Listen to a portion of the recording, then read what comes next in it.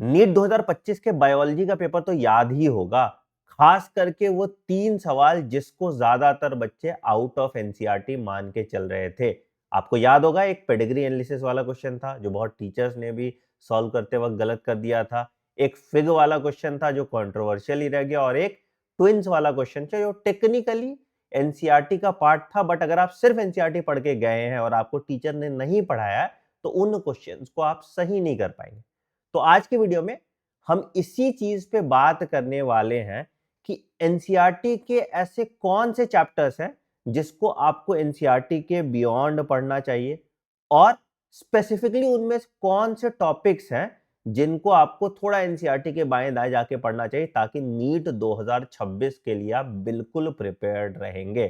तो मैंने कुछ ऐसे 20 चैप्टर के चुनिंदा टॉपिक्स आपको रेकमेंड कर दिए हैं, और इसका पूरा डिटेल्ड पीडीएफ आपको मेरे टेलीग्राम चैनल t.me/anmani001 पे मिल जाएगा। और इस लेक्चर में भी हम ये डिस्कस कर लेंगे कि इन टॉपिक्स को आपको कहां से पढ़ना है, तो इस वीडियो को एंड तक जरूर देखना। कम से कम 3 से 4 सवाल जो आपका रैंक डिसाइड करने वाला है वो इस वीडियो लेक्चर के रिकमेंडेशन से आ सकता है। और अगर तुमको इन सभी टॉपिक्स का एक वन शॉट वीडियो चाहिए तो कमेंट सेक्शन में मेंशन करो लेक्चर। अगर 1000 कमेंट तुम पहुंचा दोगे तो मैं इन सब का एक वन शॉट वीडियो आपको बना के दे दूंगा। चलिए वीडियो की शुरुआत करते हैं। पहले तो सिंपल सा चीज है, जो एडेड टॉपिक्स कौन कौन से हैं जो आपके नए एनसीईआरटी में नहीं है और आपके नीट सिलेबस में, उन पे डिस्कस कर लेते हैं। तो सबसे पहले आ गया दैट इज लिविंग वर्ल्ड। आपको पता है लिविंग वर्ल्ड में व्हाट इज लिविंग पे सवाल आता है, जहां पे आपको बताना होगा डिफाइनिंग प्रॉपर्टी कौन सी है, नॉन डिफाइनिंग प्रॉपर्टी कौन सी है। तो इस पे एक सवाल बनता ही बनता है। तो इसको तो आप किसी भी अपने नोट से या पुरानी एनसीईआरटी से पढ़ सकते हैं। तो अगर आपको नोट्स में नहीं है तो इस टॉपिक को आप ओल्ड एनसीईआरटी से जाके पढ़ सकते हैं, इसमें कोई दिक्कत नहीं होगी। ठीक है, फिर आते हैं प्लांट किंगडम पे, जहां पे आपसे सवाल पूछा जाता है प्लांट लाइफ साइकिल्स या ऑल्टरेशन ऑफ जनरेशन पे, है ना। कहाँ है प्लॉन्टिक लाइफ साइकिल है, कहाँ डिप्लॉन्टिक है, कहाँ हैप्लोडिप्लॉन्टिक है।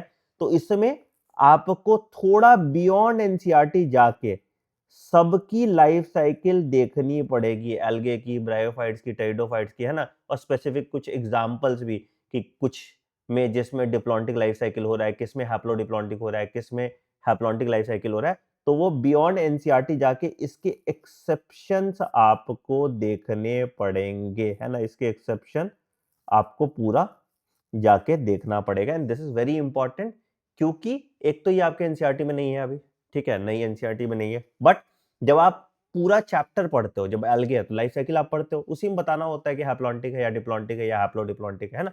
तो ये बहुत बहुत इंपॉर्टेंट और बहुत क्रूशियल टॉपिक है जिसको आपको डिटेल में पढ़ना चाहिए। ठीक है, फिर प्लांट मॉर्फोलॉजी में आपका मॉडिफिकेशन ऑफ रूट, स्टेम और लीफ, ये आप ओल्ड एनसीईआरटी से कर सकते हैं। ठीक है, अब उसके बाद जो मेजर कंट्रोवर्शियल चीज है that is the plant families. क्या आपको सारे प्लांट फैमिलीज करने चाहिए? तो जवाब है नहीं। हालांकि ये आपके नीट के सिलेबस में है, बट इसको लास्ट में करना, एंड में, अगर तुम्हारे पास टाइम बचता है तो करना।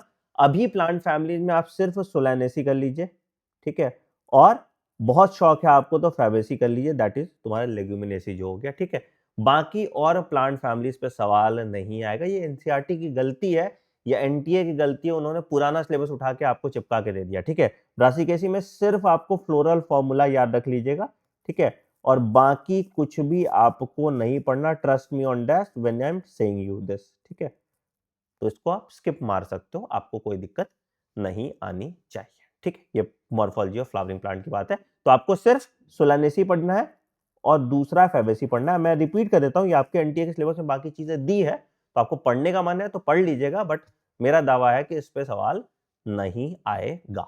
ठीक है, फिर आते हैं एनाटॉमी इन फ्लावरिंग प्लांट्स में। आपको यहाँ पे जो टिश्यू है ये भी आप ओल्ड एनसीईआरटी से पढ़ सकते हैं, इसमें भी कोई दिक्कत नहीं है। ठीक है, फिर स्ट्रक्चरल ऑर्गेनाइजेशन में आ जाते हैं। एनिमल टिश्यू आप ओल्ड एनसीईआरटी से पढ़ सकते हैं, बट यहाँ पे जो सेल जंक्शंस हैं, ठीक है, गैप जंक्शन है ना, ये टाइट जंक्शन, इनको आपको डिटेल में बियॉन्ड एनसीईआरटी जाके पढ़ना पड़ेगा। यहाँ पे ये सेल जंक्शन जो है आपको, ये बियॉन्ड एनसीईआरटी से आपको पढ़ना पड़ेगा। ठीक है, फिर आ गया कॉकरोच।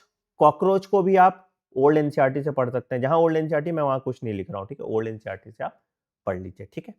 फिर आते हैं cell the unit of life. Technically ये तो सब कुछ आपके नए एनसीईआरटी में दिया है, तो क्यों मैंने न्यूक्लियस वाला पोर्शन यहाँ पे लिखा हुआ है? तो बेटा इसमें बहुत कुछ आता है, जैसे प्राइमरी कंस्ट्रक्शन कहाँ होता है, सेकेंडरी कंस्ट्रक्शन कहाँ होता है, न्यूक्लियोलर ऑर्गेनाइजिंग रीजन कहाँ होता है, सैटेलाइट क्या होता है, सैटेलाइट का काम क्या होता है, मतलब है ना।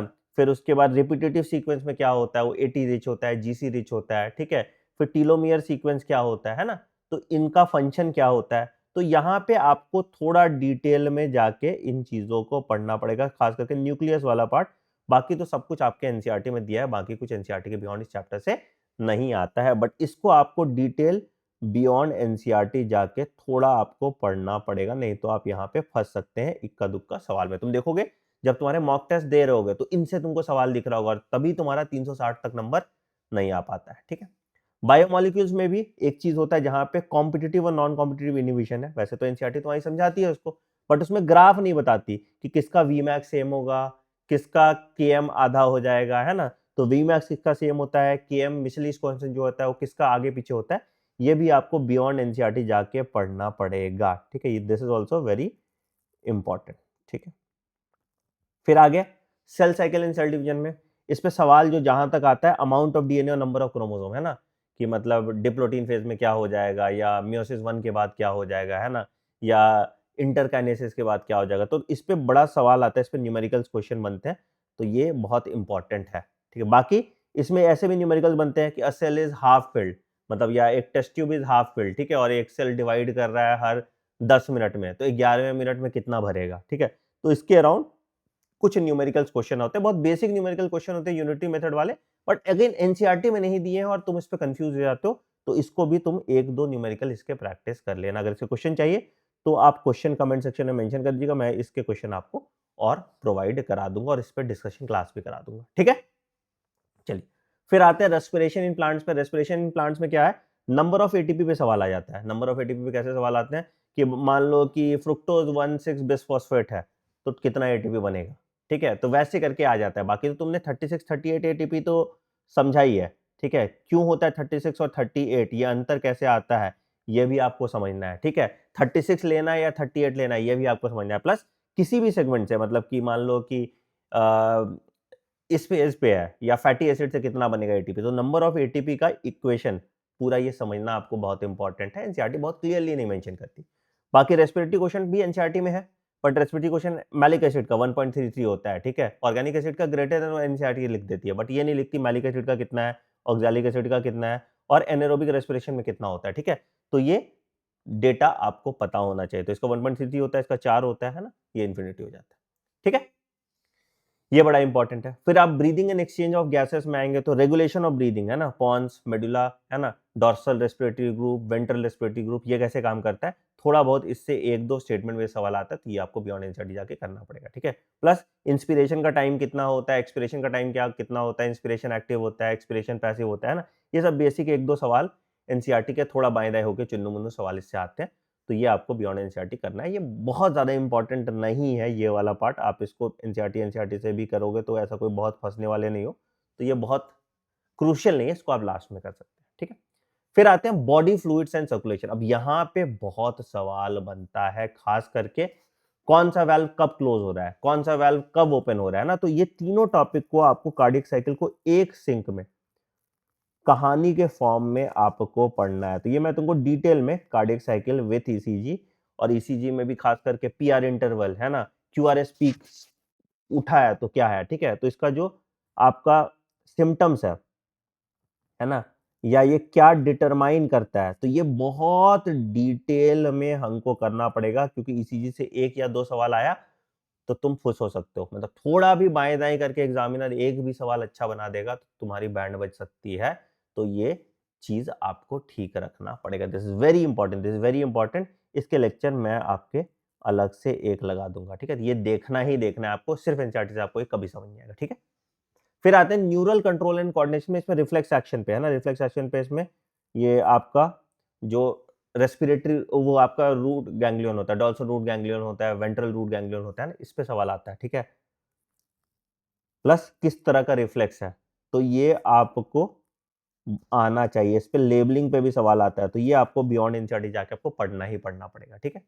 फिर केमिकल कंट्रोल एंड इंटीग्रेशन में टाइप्स ऑफ हार्मोन है ना, हम पढ़ते हैं अमाइनो एसिड डेरिवेटिव पढ़ते हैं, कौन कौन सा अमाइनो एसिड डेरिवेटिव है और कौन सा अमाइनो एसिड डेरिवेटिव है ना, टायरोसिन का है, ट्रिप्टोफैन का है ना, तो वो बड़ा इंपॉर्टेंट हो जाता है, ठीक है।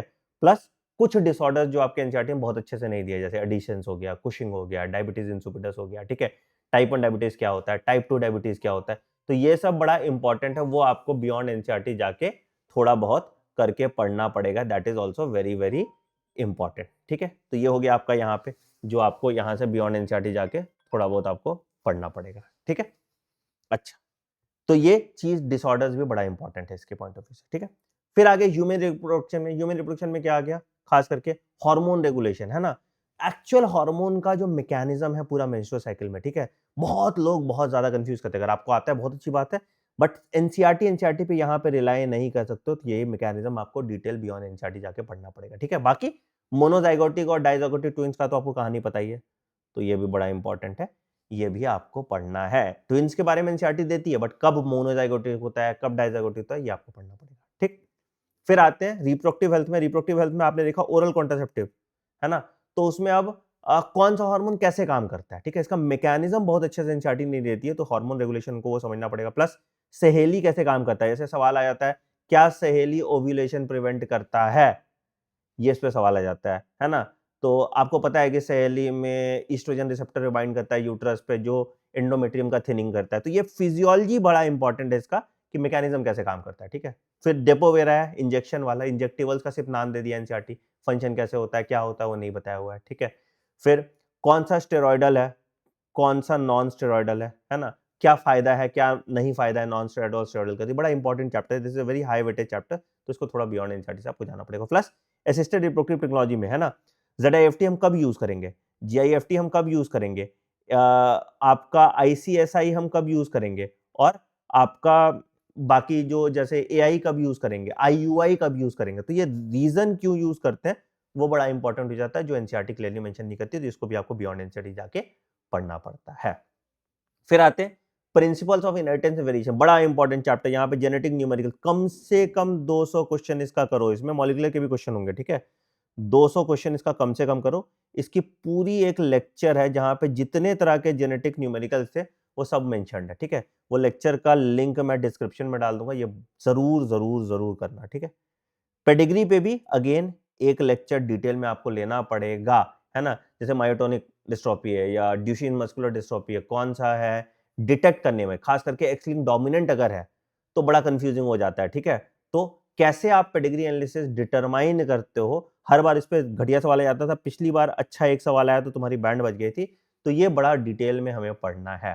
प्लस कुछ जेनेटिक डिसऑर्डर जिसको एनसीईआरटी नहीं लिखती बट आपके एग्जाम के पॉइंट ऑफ व्यू से इंपॉर्टेंट है, जैसे क्राइडू चैट्स, है ना, short arm of chromosome number 5 का होता है, ठीक है, अल्जाइमर्स हो गया, पार्किंसंस हो गया, ठीक है, और बाकी कुछ और जेनेटिक डिसऑर्डर्स होंगे जो आपको पढ़ना ही पढ़ना है बियॉन्ड एनसीईआरटी जाके, ठीक है।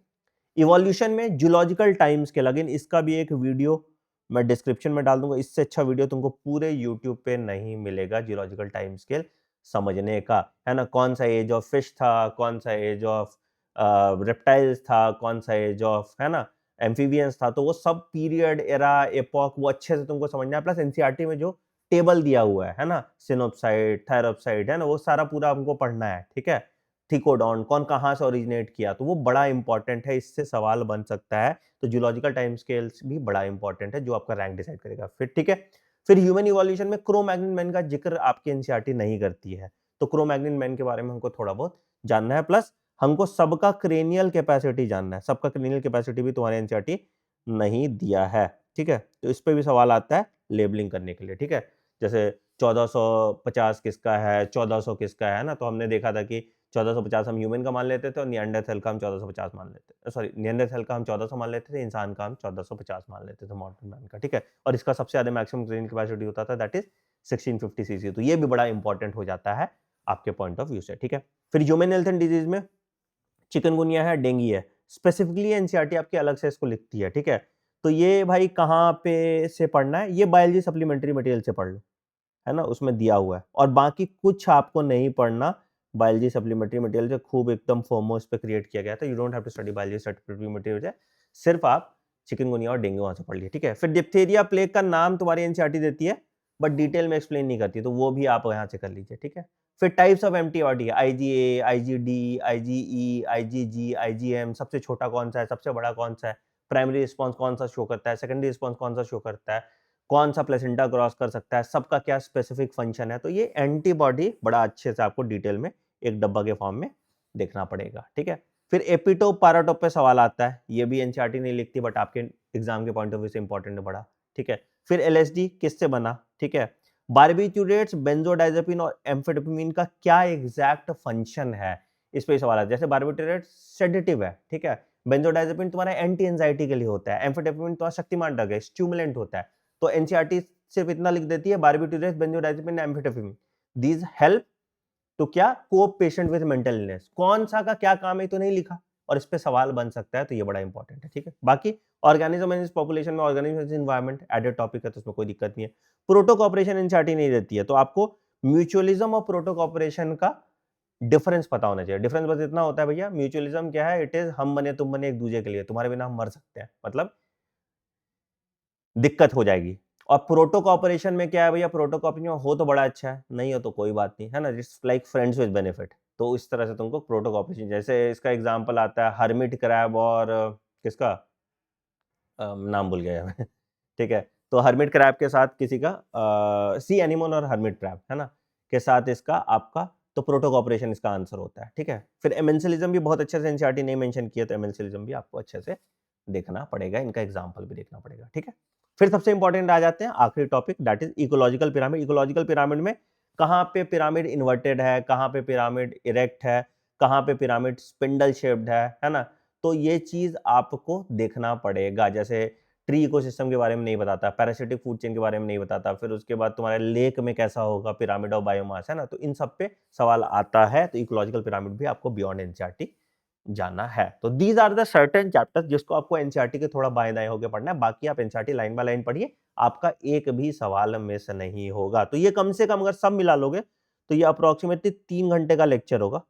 If you want I can take this lecture for you, ठीक है। इसको तुमको वन शॉट चाहिए या टॉपिक वाइज चाहिए, कमेंट सेक्शन में बताओ, ठीक है। और सबसे पहले अगर कहीं और से पढ़ रहे हो, मुझसे नहीं भी पढ़ रहे हो, तो भी इसका पीडीएफ ले लो मेरे टेलीग्राम चैनल t.me/anandmani001 पे, टेलीग्राम का लिंक मैं डिस्क्रिप्शन में डाल देता हूं, क्योंकि ये तुमको करना पड़ेगा, ठीक है, बाहर से एनसीईआरटी के करना पड़ेगा, अगर तुम सेफ रहना चाहते हो, बायोलॉजी में 340 प्लस नंबर लाना चाहते हो,